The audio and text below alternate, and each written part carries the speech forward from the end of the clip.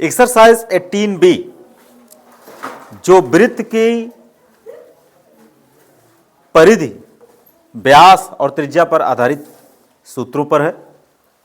इसका पहला प्रश्न दे रखा है, लोहे की एक पतली तार से, लोहे के पतले तार से समान व्यास के 8 छल्ले बनाए गए। लोहे का एक पतला तार था, समान व्यास का क्या बनाया गया, 8 छल्ला बनाया गया। यदि एक छल्ले का व्यास 22.75 सेंटीमीटर हो तो छल्लों को बनाने में कुल कितने मीटर तार लगा। देखो, एक लंबा तार था, इस लंबे तार से इस तरह से छल्ले बनाए गए, 1 2 3 4 5 6 7 8 छल्ले बनाए गए इस तार से।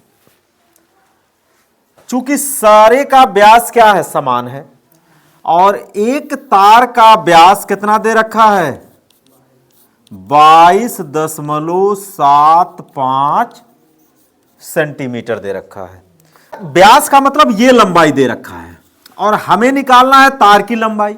और इस तार से ये छल्ला, ये बाउंड्री बना है, बना नहीं बना है, तो हम क्या निकाल लें, एक छल्ले का परिधि निकाल लें। व्यास हमें पता है तो परिधि का सूत्र होता है पाई गुणे डी। तो लिखोगे एक छल्ले की परिधि, एक छल्ले की परिधि, एक छल्ले की परिधि क्या होगी, पाई इंटू डी। पाई की वैल्यू रखने को कहा है, नहीं कहा है, तो 22/7 हम लोग रख लेते हैं। पाई की वैल्यू भी बताया 22/7 होता है, और डी की वैल्यू हो गई 22.75।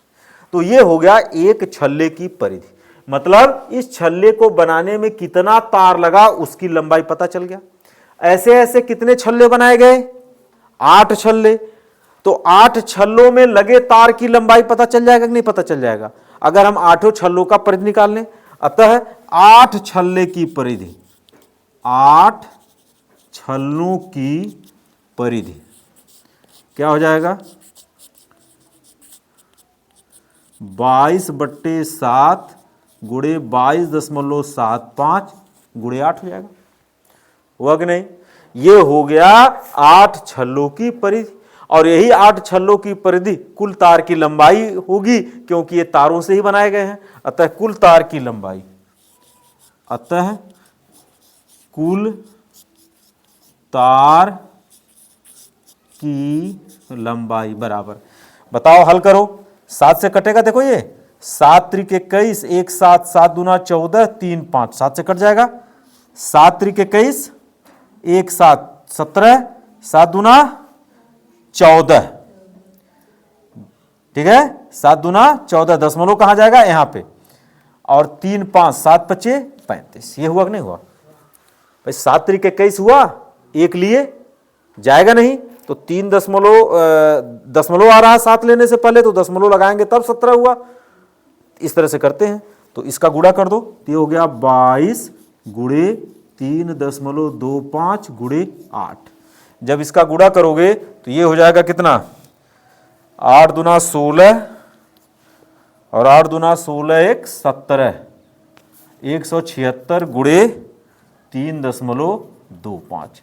अब इसका गुणा करो, 176 का 3.25 में गुणा कर दो, 6 5 30 के शून्य हाथ में आया 3, 7 5 35 और 3 38 के 8 हाथ में आया 3, 5 इकाई में 5 3 8, 6 दूना 12 2 हाथ में आया 1, 7 दूना 14 15 5 हाथ में आया 1, 2 इकाई में 2 1 3, 6 त्रिक 18 के 8 हाथ में आया 1, 7 त्रिक 21 1 22 के 2 हाथ में आया 2, 3 इकाई में 3 2 5, 0 8 2 10, 8 8 16, 16 5 21 1 22 के 2 हाथ में आया 2, 3 2 5 2 7, और हो गया 5, 2 अंक पे दशमलव, तो ये बराबर हो जाएगा 572 सेंटीमीटर।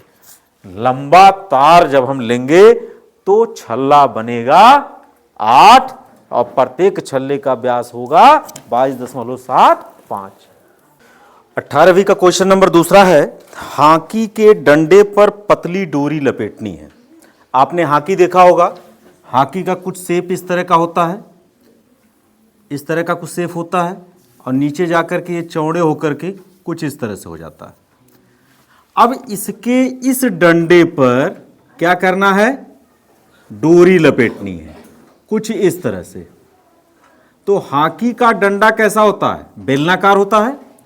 बेलन पर अगर धागा लपेटोगे तो कैसा आकृति ग्रहण करेगा, वृत्त के आकार का। जब बेलन पर ऐसे धागा लपेटोगे तो उसका एक शेप कैसा बनेगा, वृत्त का। अब बेलन पर जब आप धागा लपेटोगे तो एक चक्कर में वृत्त की परिधि के बराबर चार धागा लपटाएगा। अगर इस बेलन की त्रिज्या पता हो तो वृत्त की त्रिज्या पता चल गई, और अगर वृत्त की त्रिज्या पता चल गई या उसका डायमीटर मतलब व्यास पता चल गया तो हम उसकी परिधि निकाल लेंगे। तो एक चक्कर में कितना लंबा धागा लपटाया वो पता चल जाएगा। और प्रश्न में कह रहा कि 250 चक्कर अगर लपेटने हो, इस पर 250 बार अगर आपको धागे लपेटने हो तो कुल कितना धागा की, कितनी लंबी डोरी की आवश्यकता होगी। तो पहली बात, यहां पर जो डंडे का व्यास दे रखा है, क्या दे रखा है, डंडे का व्यास। ये व्यास कितना दे रखा है, 4.9 सेंटीमीटर। तो व्यास दिया है तो एक चक्कर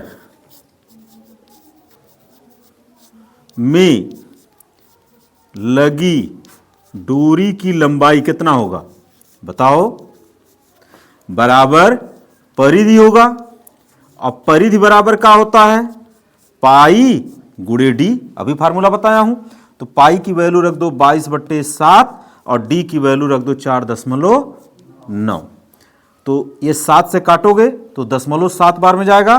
तो 7 का गुणा करोगे 7 दूना 14, 7 दूना 14 1 15। इतना सेंटीमीटर जो है एक चक्कर में धागा लगेगा। इस पर कितने चक्कर लपेटने हैं, 250 चक्कर। तो 250 चक्कर या 250 फेरे में लगे धागे की लंबाई, एक चक्कर में इतना लगा तो 250 फेरे में 250 गुणे 15.4 लगेगा कि नहीं लगेगा। अब इसका गुणा करो तो एक शून्य है तो एक शून्य हो जाएगा, एक शून्य होगा। 25 चौके 100, 25 पच्चे 125 और 10 135 हुआ। और 25 कायम 25, 135 का 5 लिख लिया 13, और 25 में 13 जोड़ देगा कितना हो जाएगा 38, और एक पॉइंट पे दशमलव लगा दो तो इतना सेंटीमीटर धागा लगेगा। यही हुआ इस प्रश्न का आंसर।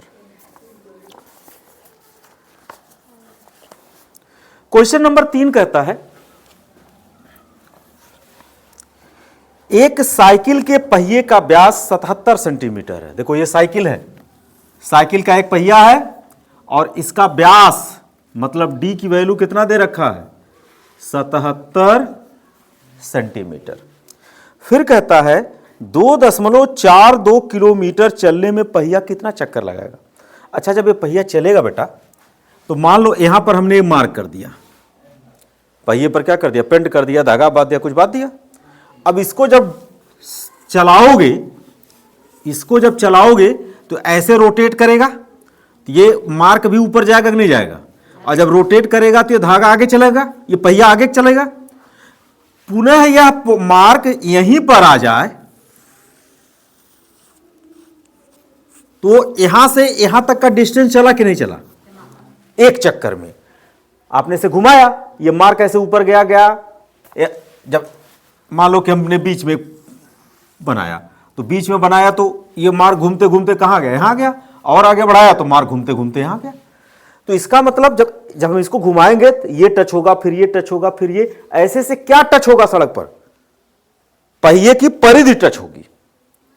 इसका मतलब ये हुआ कि जब हम इसको ऐसे से घुमाते आगे बढ़ेंगे और ये पॉइंट पुनः अपनी पोजीशन पर आएगा तो ये एक चक्कर पूरा कर लेगा, और एक चक्कर में सड़क पर कितनी दूरी चला, अपने परिधि के बराबर।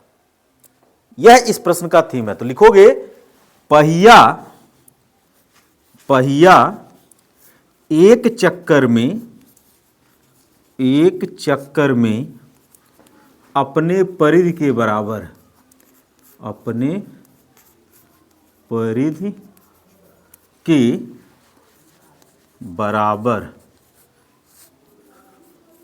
दूरी तय करेगा। अतः एक चक्कर में तय दूरी बराबर परिधि। अब परिधि क्या होता है? 2πr, या हम इसको कर दे पाई इंटू डी। व्यास दिया है 77, तो पाई की वैल्यू रखेंगे 22/7 और गुणे 77। तो 7 से कट गया 11 बार में, तो इसका मतलब इतना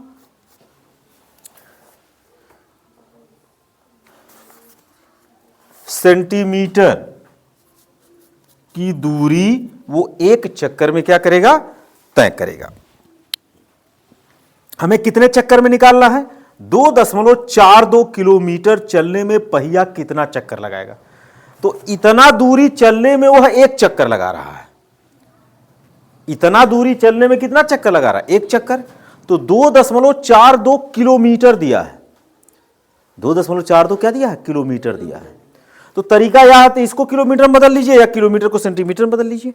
दोनों इकाई सेम रखनी पड़ेगी, नहीं रखनी पड़ेगी। तो लिखोगे चूंकि इतना सेंटीमीटर, इसको किलोमीटर में बदल लो। किलोमीटर में बदलोगे तो क्या करना पड़ेगा? देखो ये सेंटीमीटर है, सेंटीमीटर को अगर मीटर में बदलोगे तो 100 से भाग दोगे, और 1 किलोमीटर में होता है 1000 मीटर, और बड़ी इकाई बनाओगे तो पुनः 1000 से भाग दोगे। तो ये कितना हो गया? किलोमीटर। ठीक है। तो इतना किलोमीटर चलने में पहिया एक चक्कर लगा रहा है। लगा रहा कि नहीं लगा रहा? तो हमें निकालना है 2.42 किलोमीटर दूरी चलने में कितना लगाएगा। तो लिखोगे चूंकि पहिया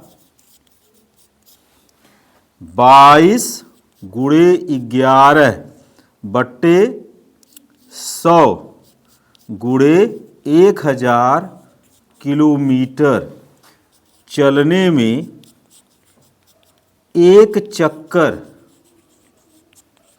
लगाता है। अतः 2.42 किलोमीटर चलने में चक्कर लगाएगा। कितना लगाएगा भाई? इतना किलोमीटर चलने में एक चक्कर, तो इतना किलोमीटर चक्कर चलने में क्या लगाएगा? इतना गुणे इतना बटे इतना करना पड़ेगा। तो ये हो जाएगा। इसको हम लोग यहां लिख लेते हैं। ये बराबर होगा कितना? 1 में इसका गुणा करो, 1 गुणे 2.42 बटे इसका भाग देना है 22 गुणे 1 बटे 22 गुणे 11 बटे 100 गुणे 1000। अब ये जो नीचे वाला अंक ऊपर चला जाएगा, तो 2.42 गुणे 100 गुणे 1000 बट्टे 22 गुणे 11। तो देखो ये दशमलव हटाने के लिए नीचे क्या करोगे? 1, या ऐसा कर लो ना, इसका इसमें गुणा कर लो। 2.42 का 100 में गुणा करोगे तो 242 हो जाएगा, और गुणे 1000 बट्टे 22 गुणे 11। तो देखो 22 एकाएम 22 हुआ कि नहीं हुआ, और 2 2 कितना हुआ? 22 एकाएम 22, और फिर 11 से 11 कट गया, बराबर कितना आया? 1000। अर्थात पहिया कितना चक्कर लगाएगा? 1000 चक्कर लगाएगा।